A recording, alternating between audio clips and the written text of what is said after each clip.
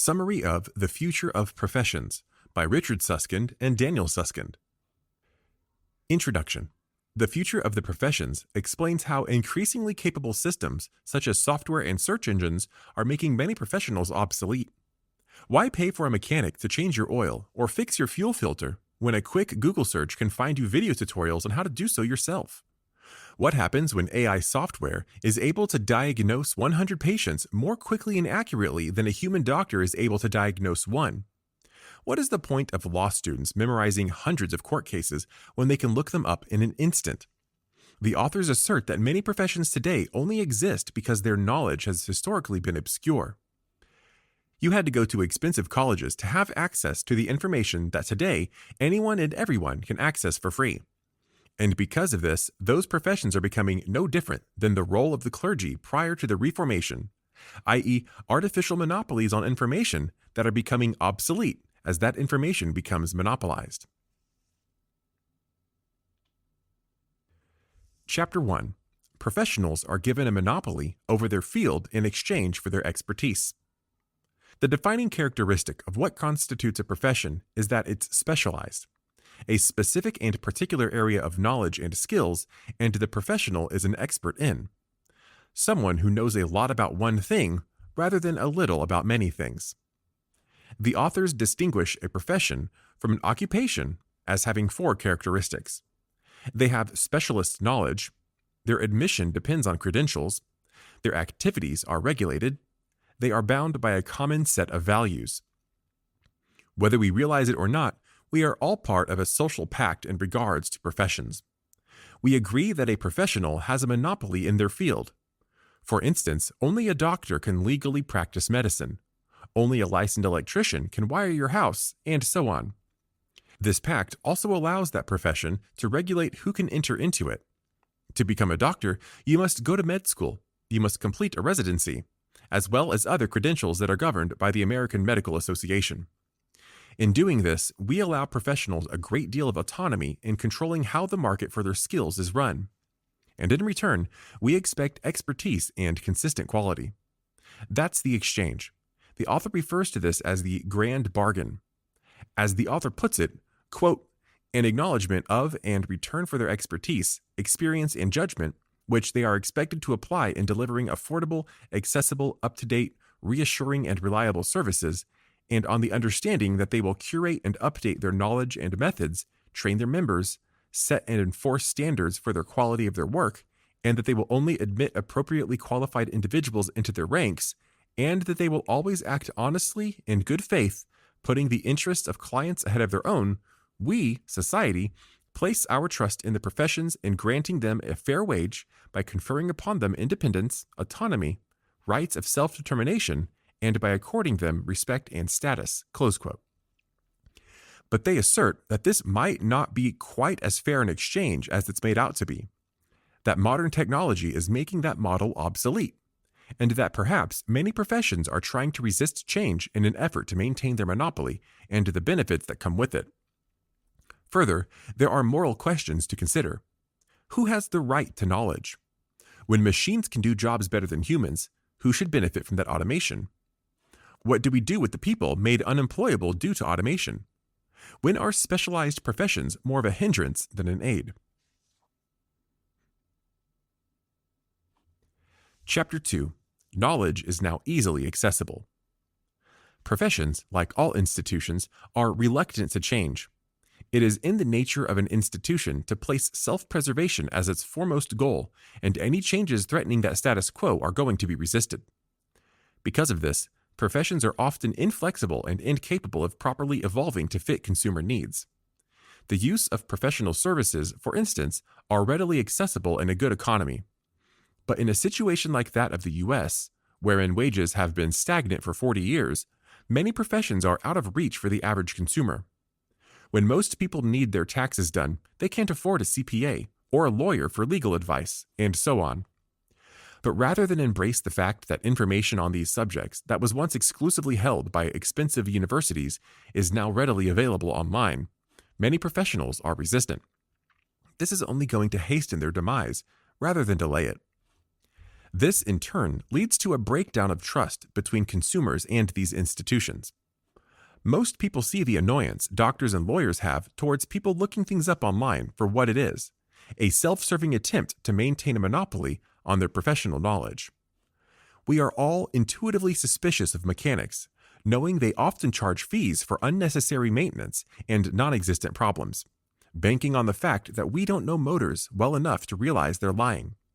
But increasingly, this attitude is shifting towards more prestigious professions as well, and the refrain, "I went to college for this," is becoming increasingly disregarded.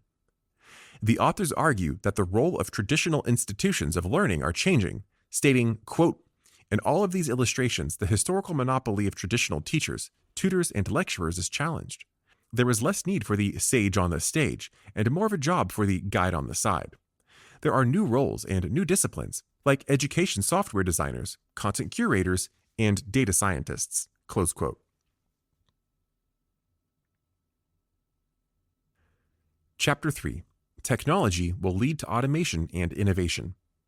An increasingly common service being offered by doctors and therapists are appointments via video call. High-speed internet and high-definition webcams and microphones really do beg the question about what the difference is between talking to a therapist online or in person.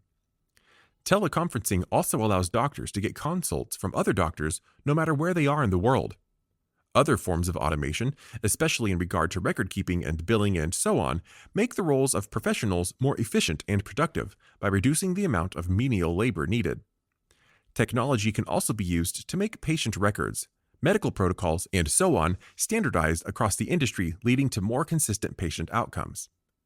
The use of technology is also causing the definition of a good doctor to change. Several hundred new medical studies are published every minute. It is literally impossible for any doctor to keep up to date on medical developments. So while in the past, being a good doctor meant having an extensive reserve of medical information memorized, today it means being good at looking things up. Older doctors that don't evolve with this trend will be working with outdated information. Half of U.S. doctors use the app known as Hippocrates, a digital drug reference resource that computerizes the task of finding out how different drugs interact. This task was once a time-consuming, often inconclusive piece of excavation from a 2,500-page drug reference manual known as the Physician's Desk Reference. However, this same technology is threatening these professions. The same information doctors look up can be accessed by anyone with a computer. The complexities of the tax code can be navigated by consumers using tax software, and online education tools can be used to gain a whole variety of skills one previously had to pay someone else to perform. Chapter 4. Accountants are being hit hard by tax software. The United States tax codes are notoriously convoluted and complicated, and the U.S. is unique among other developed nations in that here citizens have to file individual tax returns, rather than a simplified tax code, which the work is all done by the government and taken out of your paycheck. The upside to this system is that a complex system of deductions allows for middle-class families to reduce their tax burden based on any number of things, such as the number of children. The downside is that it's so complex no layman could do this all on their own. Enter the accountant, a professional whose job it is to file your taxes for you. But even for the accountant, the task is absurdly daunting, which is why software systems have been created and continue to be developed to help automate and streamline this task. However, software also allows consumers to bypass the accountant altogether. Whether for filing taxes or keeping track of costs and revenues, software can automate the accounting process, making the accountant entirely redundant. Software exists that can automatically alter accounts to reduce the tax burden, can keep track of what states and cities are the most beneficial for companies to be based out of, and can keep real-time track of how much tax a company will need to pay in the future. It's not hard to envision a very near future in which the tax accountant no longer exists. As the authors put it, quote, "Increasingly capable machines, operating on their own or with non-specialist users, will take on many of the tasks that have been the historic preserve of the professions. This will lead eventually to a dismantling of the traditional professions." Close quote. Chapter 5. Surprising numbers of professions will become automated. Increasingly capable machines, operating by their own or with non-specialist users, will take on many of the tasks that have been the historic preserve of the professions. This will lead eventually to a dismantling of the traditional professions. The authors argue that the process by which professions will disappear will be as follows. Services will stop being tailored to the individual and move towards more general and standardized service. Software will undermine and bypass traditional gatekeepers of knowledge, i.e., universities, teachers, etc. Industries will shift towards proactive strategies, i.e., predicting consumer needs rather than simply reacting to them. More services will be offered for less money. These steps will be driven by technological innovation and the growing body of knowledge and expertise stored electronically. Access to this expertise will decrease the autonomy and monopoly currently held by professions and increasingly be held by consumers. Society will increasingly accept and expect services previously offered by humans to be carried out by machines and computers. Chapter 6. The value of knowledge increases as it spreads. Quote, in all these illustrations, the historical monopoly of traditional teachers, tutors, and lecturers is challenged. There is less need for the sage on the stage and more of a job for the guide on the side. There are new roles and new disciplines, like education software designers, content curators, and data scientists. Close quote. In some ways, education is the field most revolutionized by these changes. Information has become democratized to a degree never before possible with resources such as Khan Academy, TED Talks, YouTube EDU, universities like Princeton offering free online courses, automated testing and distributed grading systems, learning analytics, open access resources like Wikipedia and free online access to academic journals, AI systems that tailor and adapt curriculum to suit the needs of individual students, education-focused online communities, learning management systems. Knowledge isn't a finite resource. It can't be lost by sharing it. Quite the opposite. And as knowledge is shared, the experience of those it's shared with can in turn increase and alter that knowledge. Doctors that share knowledge and experience with one another will learn more as a result. Companies like Google and Apple purposefully design the common areas of their offices to encourage interaction between employees of different departments, sharing what they're working on and what they've learned as a means of driving innovation. And knowledge can spread like a virus. When someone is given advice on how to stay healthy from a fitness instructor, they in turn can share that advice with friends, who themselves share it with others, and so on. The internet increases the scope of this sharing process tenfold. Instead of sharing knowledge with one person, you can share it with thousands or more.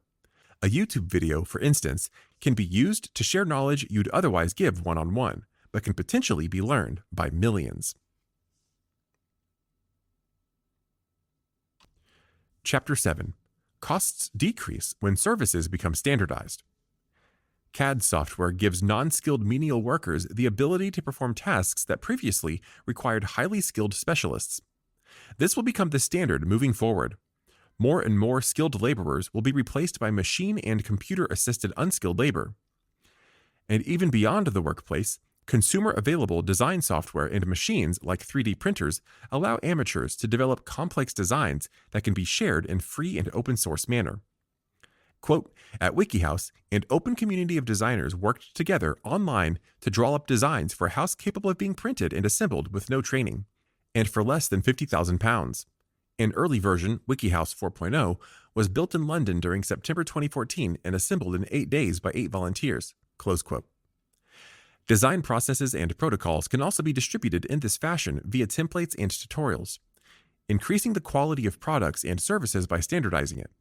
This, in turn, allows more time of the professionals to be devoted to complex tasks like keeping their knowledge and skills up to date with new developments in their field, a task that previously would simply not be possible due to the sheer scope of knowledge that is accumulated and innovations developed. Making such knowledge publicly available online demonstrably improves and innovates it. The open-source software movement has shown conclusively that when projects are shared online for free, they will be innovated, since they will be worked on by potentially millions of people. This will require a complete overhaul of how we view things like intellectual property. And while it eliminates many of the traditional gatekeepers of knowledge, it creates new ones, namely, those who moderate and maintain these extensive repositories and systems of information. This must be scrutinized, and we must remain vigilant, so as not to simply recreate the current monopolies of professional knowledge. Chapter 8. Current professions will change or disappear, but new ones will be created. With the walls and gates crumbling and knowledge readily available to all, what will the future models of learning and professions look like? Technological advancement can't be stopped, and how that technology is used can rarely be predicted. Exponential growth in IT via Moore's law will result in the average desktop having more processing power than the human brain by 2020. It can't be stopped. So what are we to do with this knowledge? We must embrace these changes instead of fearing them. Instead of fearing technology is cutting all of us off from humanity, we must see how it's making us more connected than ever. Professionals often erroneously believe their positions will remain intact with minimal change, but ultimately they need to accept that their roles will change or be eliminated, and instead of fighting it, learn to adapt and to see the possibilities this change will provide. Their expert knowledge can be used to improve society in ways they never knew possible, if it is shared. Their position and monopoly will be eliminated, yes. But if they fear this, it's because they don't understand what their role in society is meant to be in the first place. We have found consistently that each time technology automates or eliminates jobs, it also results in as many or more new or different jobs being created. If we as a society manage this change responsibly and provide adequate help to those whose roles are eliminated, it could result in a future in which avenues we never dreamed of can be explored. We are on the brink of a period of fundamental and irreversible change in the way that the expertise of these specialists is made available to society. More people signed up for Harvard's online course in a single year than have attended the actual university in its 377 years of existence. Final summary. The future of professions at its core is about the professions, the jobs that rely heavily on specialized knowledge, and the systems and people that will replace them. The main claim is that in the future, we as a society will no longer need professionals, doctors, lawyers, teachers, to work in the manner they did in the 20th century.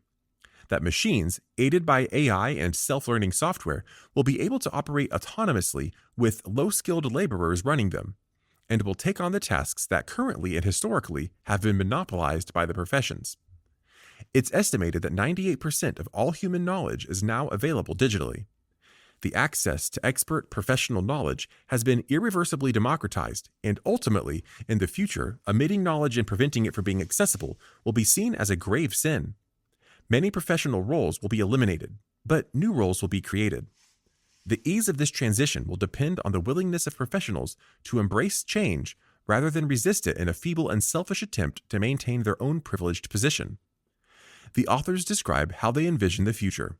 Quote, "There will be very few jobs for life, much less security, and very little predictability. There will be an emphasis instead on being able to learn, develop, and adapt rapidly as new roles and tasks arise. Different ways of communicating. Not many decades ago, professionals communicated in 3 ways: face-to-face, in writing, and by telephone. That was it." Close quote.